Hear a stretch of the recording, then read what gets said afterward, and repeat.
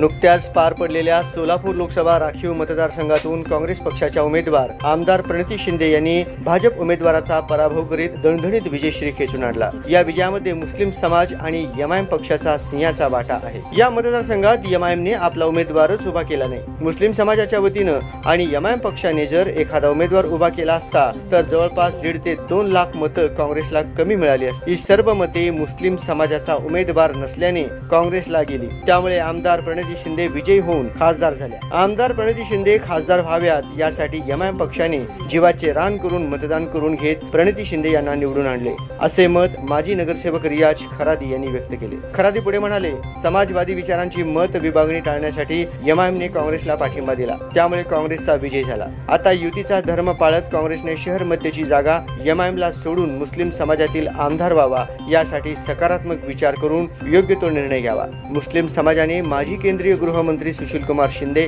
आमदार प्रणिती शिंदे यांना नेहमी झुकते माप दिले। आगामी विधानसभेत मध्यमधून एमआयएमला जागा सोडून त्याची परतफेड शिंदे कुटुंबियांनी करावी, अशी मागणी माजी नगरसेवक रियाज खरादी यांनी काँग्रेसच्या पक्षश्रेष्ठींकडे केली आहे।